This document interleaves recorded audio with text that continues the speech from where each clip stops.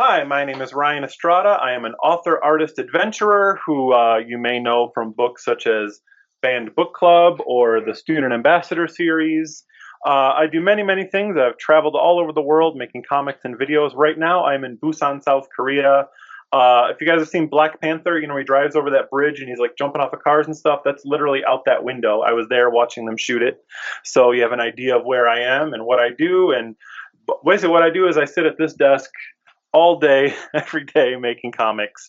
I make so many comics, and my next book coming out in October is No Rules Tonight from Penguin Workshop, and I make lots of stuff. Let's talk about it. I like it. Um, so do you have somebody over here in the United States that ships the books out to backers, or do you send it Well, over? I work through publishers, a lot of small press publishers, some small press publishers, some bigger publishers. So I work through all different types of clients to write books. For many years, I was mostly just putting stuff online, the occasional like Kickstarter.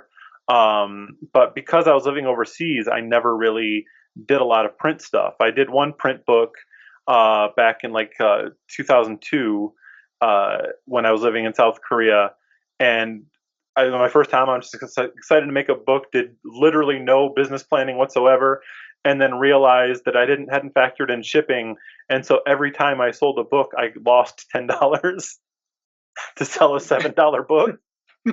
Um, so yeah, after that, I'm like, you know what? Maybe I'm gonna be an online guy, and it wasn't until years later when I started working with Iron Circus Comics that we started putting books out, and those started doing well, and now we've been going on and on from there. Do you can they get your books through Diamond or Lunar? Yep, my books are available pretty much wherever you get books. Or Diamond has them. Ingram. Sweet. What is Ingram? Ingram is a big book distributor that usually the comic book stores use Diamond, regular bookstores use Ingram, and also libraries often use it. Sweet. I haven't heard of them. I've heard of Simon and Schuster. Mhm. I just heard of them recently. They Okay. supply like all the books of millions and all of them. Okay. So how long have you been making comic books for? I started making comics before I could talk. My mom says the reason I learned to talk is so I could explain to her I was going to be a professional cartoonist. And then when I was 6 years old, that's when I'm like, I've been doing this a while. It's time to go pro. So I like learned how to put together a syndicate package and started submitting my comics to newspapers and comic syndicates. And uh, at at that point, my local newspaper sent me this very nice letter that it said, "Your work is great. We're going to keep it on file," which of course means sure, kid. But in my mind, I'm like, I'm in the file, man. As soon as Jim Davis dies, like I'm in there. And, but like I just kept bothering that same newspaper like once a year until finally, when I was 16, they're like, okay, fine, we'll hire you, and I got a job at the newspaper. So I have always been doing this. That doesn't mean anyone's ever read any of my work. Not until 2020, when Banned Book Club came out, that all of a sudden it just hit at the right moment, that it as history was repeating itself. Banned Book Club is my wife's true story of being hunted down by the police for reading books the president didn't like in 1980 South Korea. And as we were writing it, we're like, this is an interesting bit of history someone might find interesting. And then by the time it came out, not only were there state banned books in America, but our book became one of them. It's been banned in like 4 states now. And so it kind of hit at the right moment that it got a lot of attention and made people interested. And now I've been coming out with like 2 books a year since then, just because I'm like, I've been working so hard to make anyone want to read my comics. As soon now there's interest, I'll say yes to everything. Let's get as many books out the door as we can, because who knows how long this is going to last. Um, that sounds pretty cool. That's the elevator pitch for Banned Book Club. What was the book that she wasn't supposed to read? Well, I mean, it was under a democracy or a dictatorship, so basically there are all kinds of books that she couldn't read, and they always said it was like, we're trying to protect kids from communism, but it's like, yeah, but you're also banning books about democracy because you don't want us to read it and be like, oh wait, we don't have any of this. Because she grew up in a dictatorship and didn't even know it, which is kind of what's starting to happen in America when they're trying to ban a lot of books and hide things. What's the elevator pitch for your other books? Well, since we're talking about Banned Book Club, the follow up, No Rules Tonight, that's coming, it's a standalone book, but with some of the same characters based on my wife's experiences in the 80s. And the idea of that is, so back under the dictatorship in Korea, if you were out after midnight, you go to jail. There's a very strict curfew. And so no one had any freedom, except because the curfew was started by American soldiers originally, they had an exception for December 24th, which meant nothing to most people in Korea. But of course, for American soldiers, it was Christmas. So for generations of Koreans, December 24th was the one night you could go out, stay out all night, no rules, do whatever you want.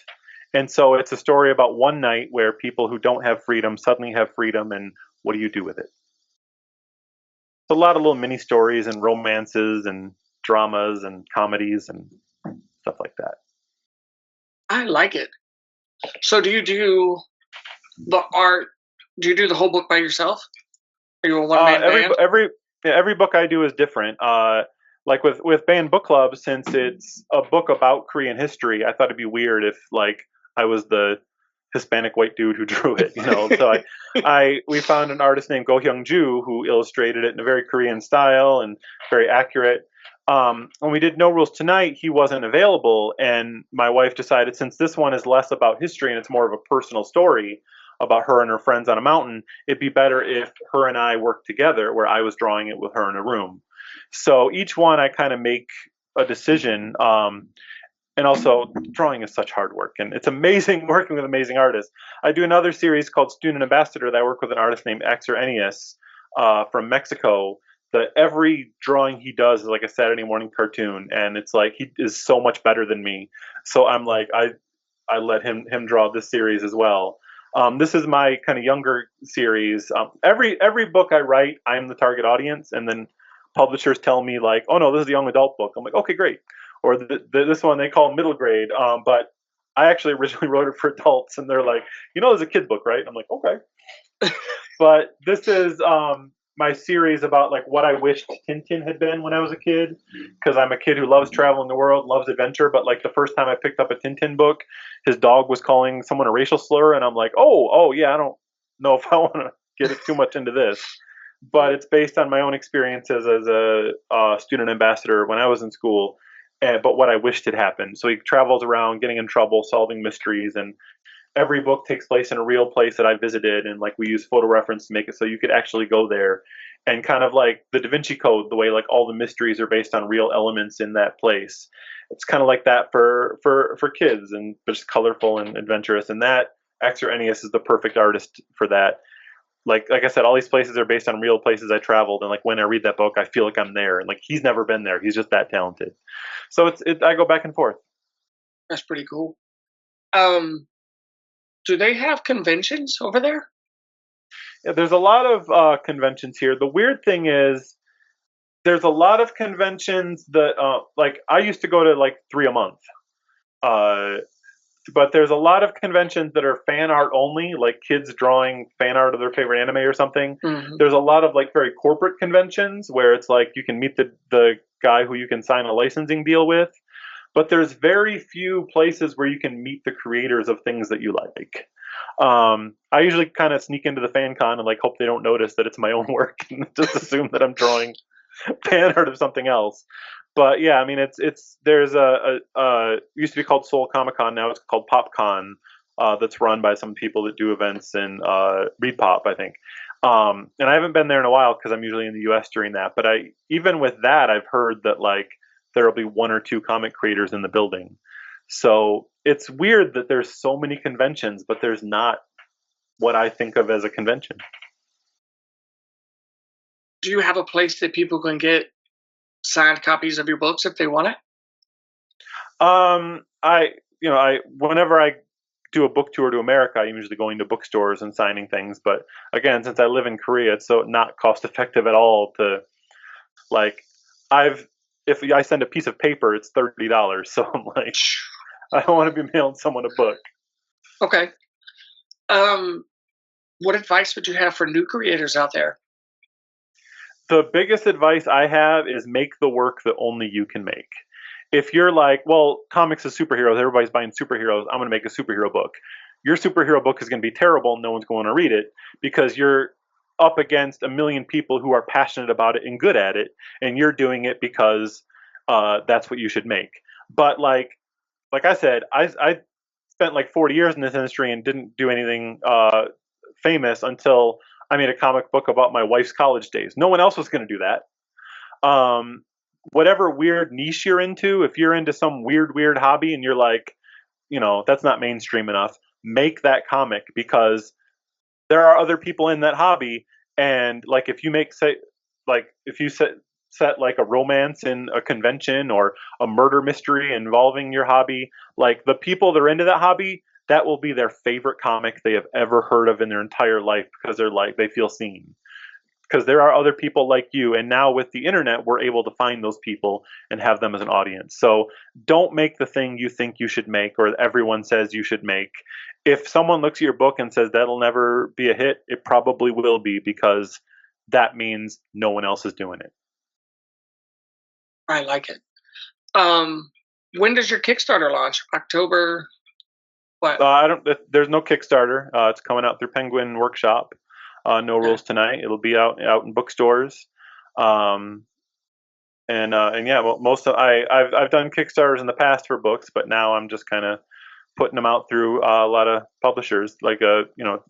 Typically up to now it's been through a lot of small press publishers like Banned Book Club, Student Ambassador, all through Iron Circus Comics, which is out of Chicago, an amazing small press comics publisher. And No Rules Tonight is kind of got bumped up to the bigger leagues with Penguin. A little bit less of a headache to just put it out Oh through yeah, them. oh yeah. Let them do all that work, and I just make the comics. Right. Have you ever ran a Kickstarter? Yeah. I've done Kickstarters in the past. A lot of the Kickstarters I've done have been for online digital comics.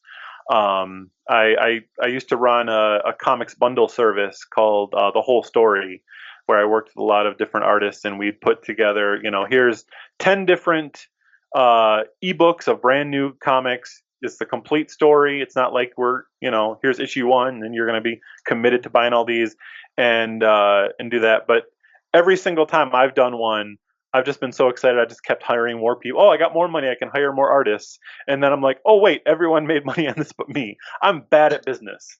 So I'm very happy to be working now with agents and publishers that they do all the business and I make the weird stuff. And if it's too weird, they'll be like, yeah, we're not going to publish that. And then maybe I can save that for later and do it myself. But, like I said, right now, while publishers are ready to pay me, I'm like, give me the jobs. I want to do it. I've been trying for years to make any money at this. Right. That would be a great business for indie comics, Mhm. because there's a lot of great up and comers, artists, storytellers, everything. That'd be cool. If anybody wants to steal that idea back from me, I know there's people to do similar things, but if just get like a few friends together that make comics, everyone make a standalone comic, put it as a bundle, make it pay what you want. It's amazing how generous people are when you do that. Like I was flabbergasted. Like the minimum was that like on Kickstarter, the minimum you can bid is $1. I've figured everybody's gonna do that. There's people bidding like $300, and I'm like, why? But I've noticed though that if you have something new, the pay what you want is always very high. But if you have like your backlog as pay what you want, they always pay the minimum. That's what I Hmm. always noticed, which I don't know why that is, but yeah. Whenever I had for a long time, I had my older comics, my old online comics available as digital downloads, and everybody paid the minimum dollar. But now all the services that I used to use have changed their business model and either charge or done horribly offensive things that kind of canceled their company. So I don't do that anymore. Do you have your own website that people can Yep. read your back catalog? Oh yeah, right. If you go to ryanestrada.com, not only is there information about all my books, but there are just thousands and thousands of pages of totally free comics you can read. Full graphic novels, a lot of shorts, stories about my travels around the world. It's all free because for 40 years of my career, nobody's paying me for this stuff, so it's all there, free to read. Where was your favorite place to visit? I think my favorite place to travel was India, just because if you're traveling around India, every 20 minutes you travel, there's a new language, there's new kind of food, there's new kind of clothes, there's new culture, and you can drop by a tiny town in the middle of nowhere and see something you've never experienced anywhere. Like I just got off a train station, walking around, and someone's like, "Oh, hey, did you come to stay in Gandhi's house?" I'm like, "Wait, what?" They're like, "Isn't that why? That's why people come here. Gandhi built this house. You can sleep there for $5." I'm like, "Yes." Or like you find a temple where they believe their ancestors were reincarnated as rats.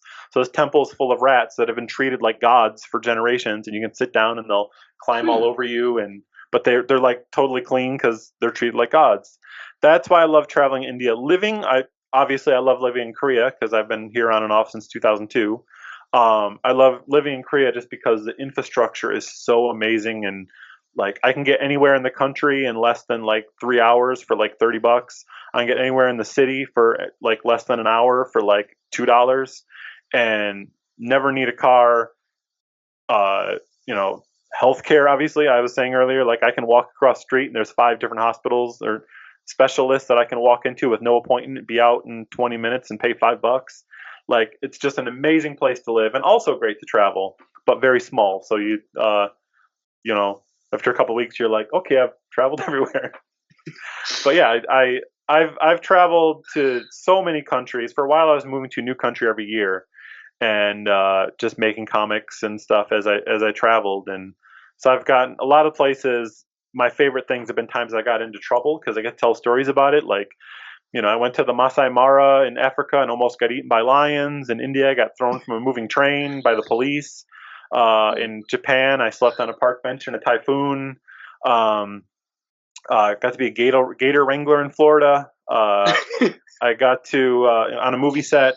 I got stuck in a coca war in South America. I've done so many things. That's so cool. Um, Dead or alive, who would you like to make a comic book with? What's your dream team? Well, one thing, like one of my favorite artists of all time is Jeff Smith.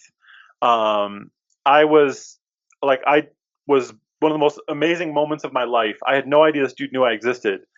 I was actually on a bike tour across Korea.